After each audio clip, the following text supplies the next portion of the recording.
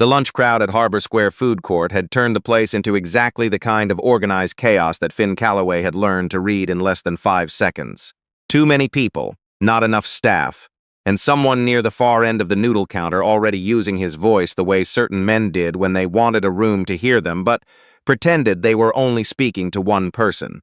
Finn was sitting 3 tables back, his 8-year-old daughter Maisie across from him, unwrapping a straw with the concentration of someone diffusing something delicate.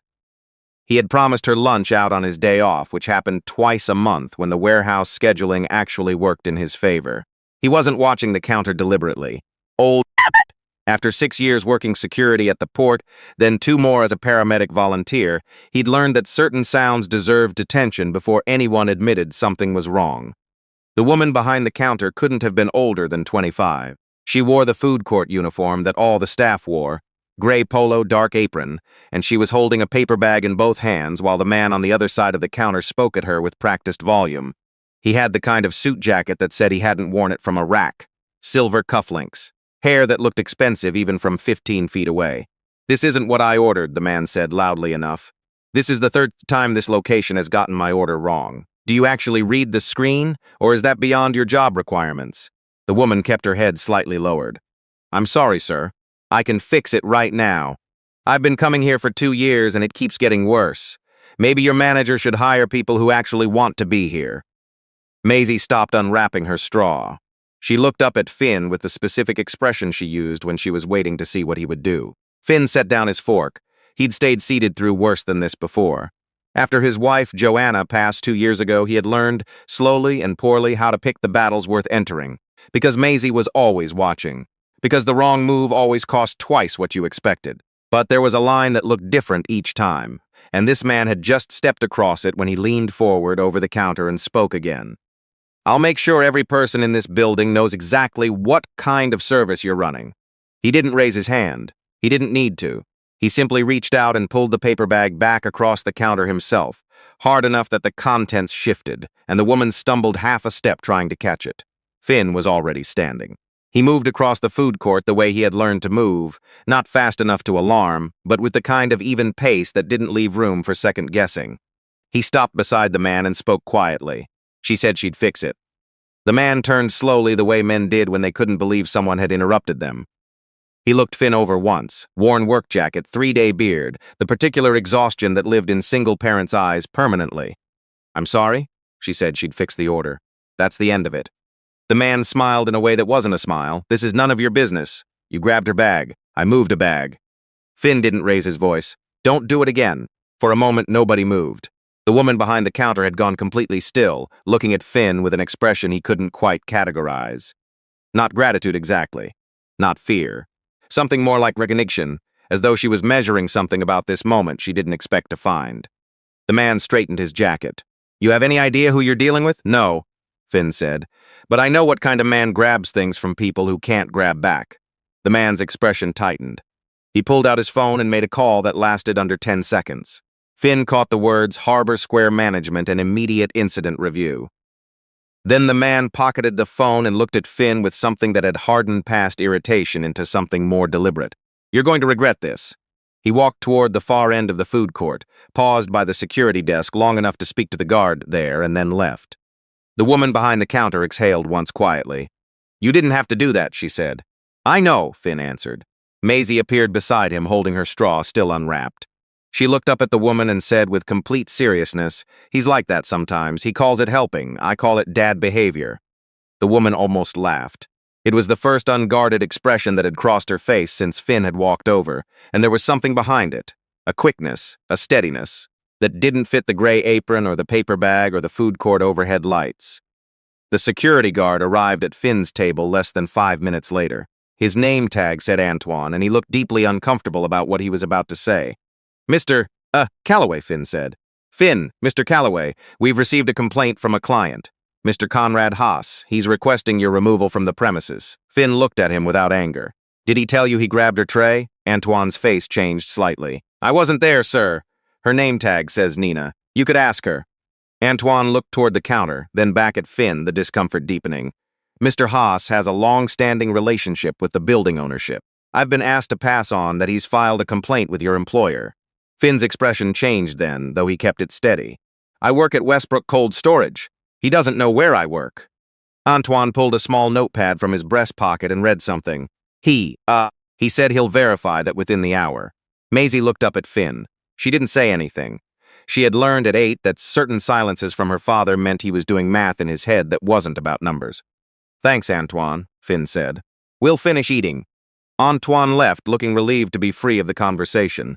Across the food court, through the window by the entrance, Finn noticed Nina was no longer behind the counter. Another staff member had taken her place. And outside, standing on the sidewalk in the pale March sunlight, a dark green sedan had been parked without moving for almost 10 minutes. Nina appeared at his table 3 minutes later. She wasn't wearing the apron anymore. She had a small tote bag over one shoulder and a phone in her hand that she wasn't looking at. She sat down across from Finn without asking, which he noticed. I have about 2 minutes before someone figures out I came over here, she said. Maisie studied her. Are you in trouble? Not the way you're thinking, Nina said. She looked at Finn directly. Conrad Haas. Do you know the name? No. He controls the leasing arrangements for most of the commercial space in this building and 4 others within 2 blocks. He's been on the board of Granville Property Partners for 11 years. Finn folded his arms. You talk about a food court customer like you read his resume. Nina's expression stayed even. I know exactly who he is, and he knows who I am, too. He just doesn't know I'm the one he's been trying to avoid for 6 weeks. Finn looked at her for a long moment. Outside, the dark green sedan still hadn't moved. What does that mean? He asked. Before she could answer, his phone vibrated. One message from his shift supervisor at Westbrook. Finn, got a call from some property company, asking about conduct issues. Don't know what this is, but you need to call me tonight. He set the phone face down on the table. Maisie was watching the sedan out the window. Is that him? She asked. Probably, Nina said, and then quietly, I'm sorry, I didn't expect him to move that fast. Expect him to? Finn said. The edge in his voice was still quiet, but it had arrived.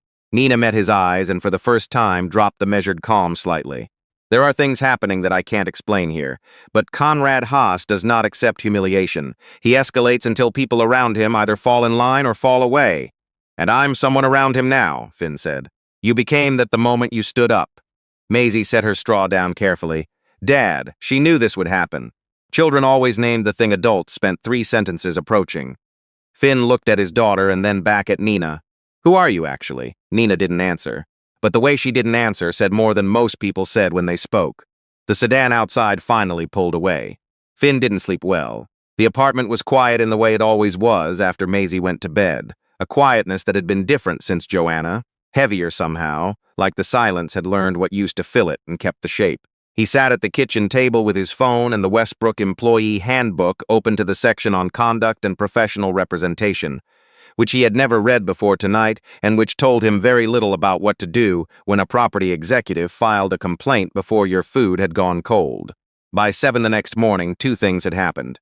The first was a voicemail from Westbrook's HR coordinator, a careful woman named Darlene, who always sounded apologetic even when she wasn't, saying there had been a formal inquiry from Granville Property Partners regarding an incident and that his supervisor had been advised to suspend his access card pending review. The second was a text from an unknown number. Don't go to Westbrook today. He's already spoken to your union rep. Finn stared at the message for a long time. Then he typed back, who is this? No answers came. He dropped Maisie at school at 8:15. She gave him the look she'd been giving him since the food court. Part concern, part assessment, the specifics expression she'd inherited from Joanna, who had always been better at reading rooms than Finn was. You're going to figure it out, Maisie told him, as if this were already a fact and not a hope. That's my job, he said. It's my job too, she said, and got out of the truck. He sat in the school parking lot for a minute after she disappeared through the doors, and then drove west toward the address he'd found the night before. Granville Property Partners, it turned out, had its main office in a glass tower on Burrard Street. Finn had no plan for going there, exactly, but he also had no other direction. He was still in the parking lot outside the building when Nina appeared. She was wearing a charcoal wool coat and dark trousers and carrying a leather portfolio, and she looked absolutely nothing like the woman in the gray apron, except for the posture. The posture was exactly the same, the careful stillness, the eyes that measured everything before they revealed anything. She stopped when she saw his truck, walked directly over. I texted you, she said. I know, who are you? She looked at the building behind her, then back at him. How many things did you lose this morning? My access card, possibly my shift schedule, possibly more by noon. Yes. She said it the way someone said yes when they had already calculated the answer. Conrad filed a secondary complaint with your building manager as well. He owns the lease on your apartment complex. Finn got out of the truck slowly. He was taller than Nina by almost a foot, but she didn't step back. How do you know where I live? Because I've been auditing Conrad Haas's property portfolio for 11 weeks, she said. And your lease comes up in his records because your building was part of a zoning deal he pushed through in 2019. You were not a target. You became collateral when you stood in his way. Finn's jaw was tight. Collateral. I know how that sounds. It sounds like you're telling me my life is being damaged by a problem you created. Nina didn't flinch. Yes, it does sound like that. Because it's true. A long silence stretched between them in the cold morning air. Then tell me the truth the rest of the way, Finn said. Nina glanced toward the glass doors of the building. Not here. There's a cafe on Davy Street. Can you follow me? The cafe was quiet and smelled like cardamom and dark roast. Nina ordered nothing. Finn got a coffee he didn't want and held it to have something to do with his hands. She put the leather portfolio on the table. Inside were printed documents, lease agreements, financial summaries, internal communications. My name is Nina Okafor, she said. 3 weeks ago, I was Nina Okafor, Senior Compliance Analyst. As of 14 months ago, I'm also the Acting Chief Operating Officer of Meridian Property Holdings. Finn set the coffee down. Meridian is the parent company of Granville Property Partners, Nina continued. Conrad Haas has been a regional director under Meridian's umbrella for 9 years. He controls commercial leasing for 11 locations in Metro Vancouver.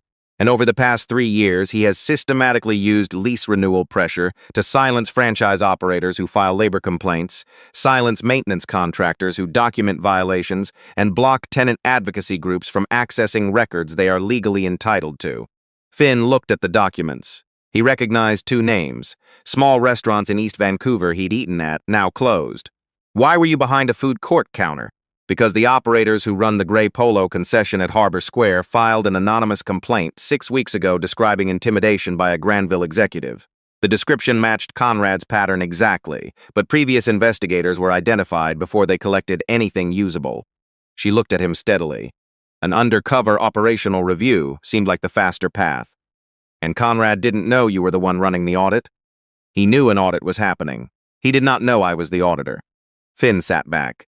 So I walked into the middle of this. Yes, and when I stood up to him in public, I knew it would accelerate everything. A pause. I didn't know he'd move against you specifically within the hour. That was faster than his typical pattern. I think being publicly corrected by someone he perceived as beneath him made it personal. Finn looked out the cafe window at the street. A bus rolled past with an advertisement on its side for a property development firm, the kind of ad that was everywhere in this city now. And my lease? He can flag it for early review. He can't legally terminate it without cause. But cause can be manufactured in small ways. Building code complaints, noise reports, bylaw notices that arrive and expire before anyone notices they were filed. He would do that. He has done that. I have records of 6 instances. Finn was quiet for a moment. Why come to me at all? Why not just let this play out on your end? Nina looked at him with something that wasn't quite discomfort but lived near it. Because this morning, Conrad's communications team filed a media advisory. It describes a volatile confrontation at Harbor Square initiated by a member of the public. It includes your name.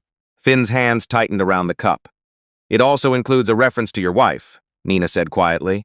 Joanna, the hospital billing dispute from 2 years ago. Conrad's team has sourced it somehow, and they're framing it as evidence of a pattern of institutional conflict. The coffee cup stayed on the table, but Finn's knuckles had gone pale. Joanna had spent the last 4 months of her life fighting an insurance denial that delayed her second round of treatment by 11 weeks. Finn had filed complaints. He had called numbers, written letters, shown up at offices. He had been told in various careful ways that he was disrupting the process by engaging too aggressively. Joanna had asked him to stop, not because she disagreed with him, but because she didn't want the last of their energy spent on forms. He had stopped, and she had died. And now someone was going to put that story in a news advisory and call it a pattern of volatility. Say his name again, Finn said, very quietly. Conrad Haas, who signed the insurance denial. Nina's expression changed. She reached into the portfolio and removed 1 more page. She didn't hand it to him immediately. Meridian Property Holdings has a healthcare subsidiary, she said. Meridian Health Partners. 8 years ago, Conrad Haas sat on the executive advisory committee that restructured the supplemental coverage agreements for 3 regional insurers. One of the changes he signed off on removed expedited review eligibility for treatment delay appeals. Finn looked at the page now. It was a committee sign-off record. Conrad Haas's signature was on the third line. The date was 2016. Joanna's denial had cited the appeals structure revised in that document. Finn set the paper down carefully, the way you set something down when you don't trust your hands entirely. "You knew this before this morning," he said. "I found it in the record review last week," Nina said. "I did not know who you were when I was behind that counter. I did not know anything about Joanna until I cross-referenced your name after last night." Finn looked at the cafe window again. The street was ordinary and cold and completely indifferent to everything that had just landed on this table. "What happens if you lose the board?" he asked. "Conrad has allies on the Meridian board who will use this week's media attention to argue that my audit has created more liability than the violations it uncovered. If they vote to pause the review, he walks away. Everything he's built inside Granville stays in place. And all the people he's pressured stay pressured." Finn was silent for a while. "My daughter is in school right now," he said. "She told me this morning that I was going to figure it out. She's 8. She says things like that because she trusts me to make them true." Nina didn't say anything. "Tell me what a board meeting looks like," Finn said. It was a glass tower on the 23rd floor, and it looked nothing like Finn's world, which was exactly the point of rooms like this. They were built to make certain people feel their presence was already an error. He wore the jacket from Maisie's school concert last spring, the only dark one he owned that didn't have a Westbrook cold storage patch on the shoulder. It was slightly short in the sleeve. He didn't fix it. Nina had briefed him in the elevator. 14 board members. 5 were Conrad's allies. 4 were undecided. 5 were Nina's. Conrad had asked for an emergency session which told Nina everything. He was trying to frame the narrative before her audit report could be formally entered into the record. The boardroom doors were open when they arrived. Finn followed Nina inside and understood immediately that Conrad had arrived first deliberately. He was seated at the far right of the long table, jacket unbuttoned, comfortable, performing someone who had nothing to fear. When he saw Finn come through the door, something shifted in his face. Not surprise, but a recalibration. "Interesting choice," Conrad said loudly enough, bringing the incident into the room. Several board members looked at Finn with varying degrees of uncertainty. An older woman at the center of the table, silver-haired and still in the way of someone who had long since stopped performing patience, looked at Nina. "You requested this session, Nina. You have the floor." "Thank you, Margaret." Nina connected her tablet to the room's display. Documents appeared. Lease diversion records, contractor intimidation invoices, internal emails. She walked through them without rushing. Finn sat beside her and said nothing, watching the board's faces. Conrad let 3 minutes pass before he interrupted. Strategic asset management. All of it documented internally and fully within director discretion. The payments routed through maintenance accounts to pressure franchise owners who filed labor complaints. Nina asked without looking at him. Operational compliance. The next document appeared. A list of businesses. Finn recognized the 2 restaurants he had thought of earlier, and below them a bakery in Burnaby where he'd taken Maisie for her birthday 2 years running. Now closed. 31 franchise operators pressured through accelerated lease reviews after filing internal complaints, Nina said. All within Conrad's regional authority, all documented. A board member near the center, younger frowning, said, "Did any of these operators receive legal notice?"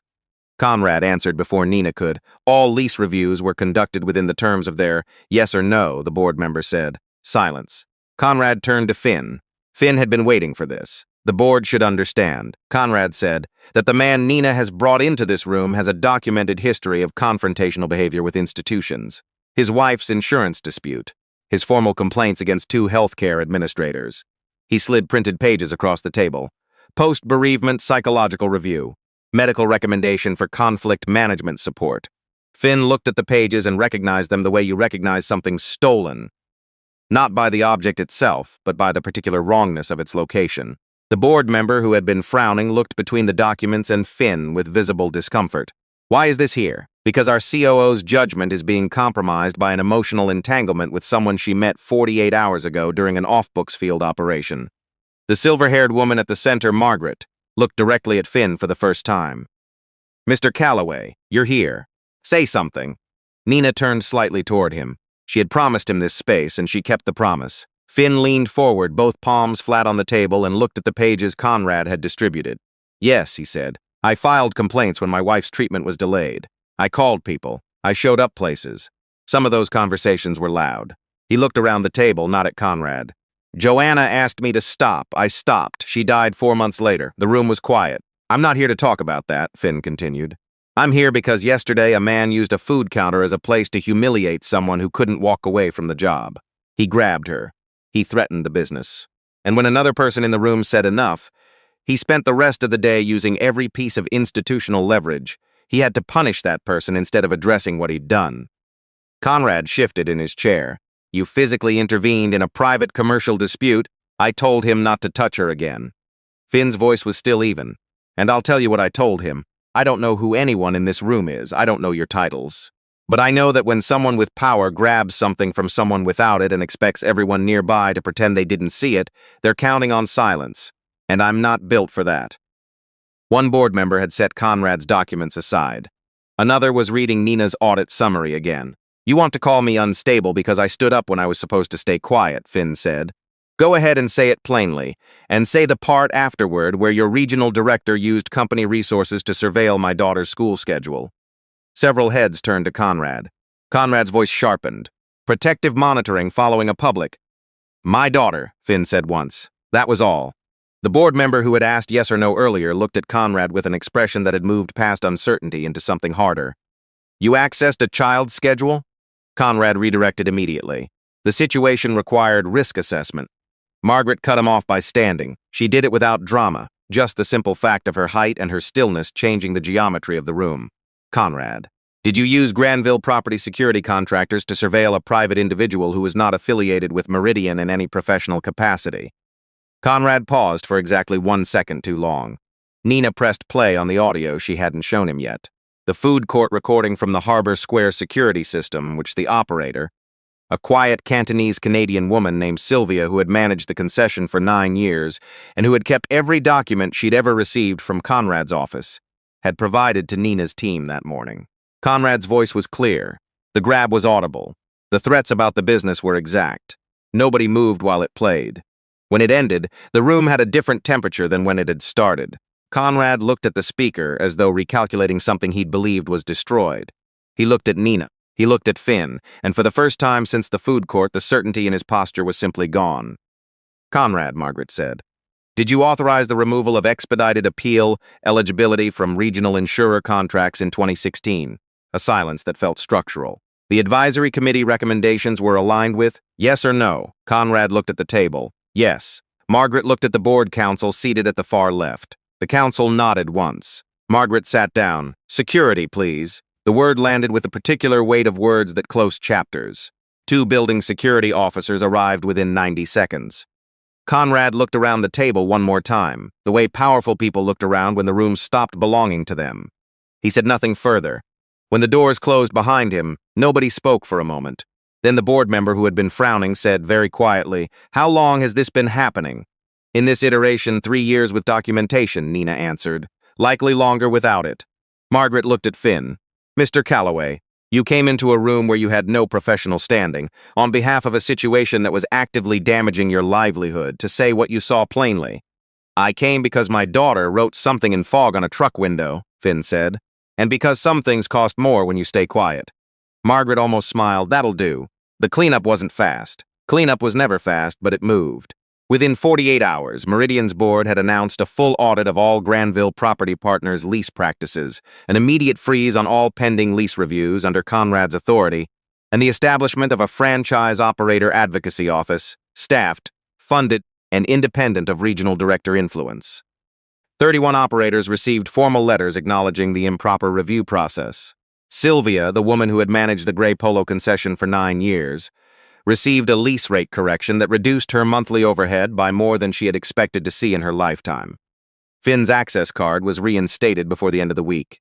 His shift schedule came back with a formal written apology from Westbrook's HR department, which Finn read once and kept because Maisie asked if she could have it for her binder. She collected things she called proof that right takes longer than wrong, but still wins. She had a whole section for it. The apartment lease review that Conrad had flagged was withdrawn without incident. Finn and Maisie went back to Harbor Square on a Saturday afternoon, 3 weeks later. Sylvia was behind the counter and she recognized them immediately. She made Maisie a bowl of wonton noodle soup with extra shrimp without being asked, which Maisie received with the solemnity of someone accepting an honor. Nina was already there when they arrived. She wasn't wearing the apron. She was dressed the same way she had been at the boardroom. Neat, composed, exactly like someone who sat behind glass walls for a living. But she had chosen a seat at one of the small tables rather than at the counter, and when Maisie spotted her first and walked over, she shifted immediately into something quieter. "Are you still working here?" Maisie asked her. "No," Nina said. "I just wanted to eat here." Maisie considered this with great seriousness. "Because the food is good or because of what happened?" "Both," Nina said. "Equally." Finn sat down across from her. He didn't say anything about the board or the audit or the past 3 weeks. Neither did she. The food court moved around them the way ordinary places moved. Lineups, dropped trays, someone's kid laughing too loudly near the window. Sylvia brought him tea without being asked. After a while, Nina said quietly, "How's the work?" "Good," Finn said. "Busy, cold." She smiled briefly. "I'm sorry about Joanna." Finn was quiet for a moment. She would have liked knowing the appeal thing got traced back to someone. He looked at his coffee cup. She was the one who kept the paper trail. "I just made noise. She told me the paper trail was the real weapon." She was right, Nina said. Maisie had been listening the whole time, the way she always listened, openly, without pretending she wasn't. She looked at Nina and said, "Dad says some things cost more when you stay quiet. Did you know that before, or did he teach you?" Nina looked at Maisie and then at Finn, and something in her expression settled into something genuine. "He reminded me," she said. "I think I already knew. I just needed to see it in a room where it mattered." Maisie nodded as though this confirmed something she had already decided. Outside, the March light was starting to turn toward the longer days, the pale gold, late afternoon kind that stretched across the harbor and made even the glass towers look less deliberate. Finn watched it for a moment through the food court window. Somewhere behind him, a child laughed again, and Sylvia was calling out an order, and the city kept running at its ordinary pace, indifferent and warm in equal measure. He thought about Joanna's paper trail, still in a box in the hall closet. He thought about Maisie's binder with its section for proof that right takes longer than wrong, but still wins. He thought about Conrad Haas's face in the moment the room decided he was done, and found, to his own surprise, that it didn't give him satisfaction exactly, just the particular relief of a weight that had been carried too long being set down somewhere permanent. He picked up his cup. The tea was still warm.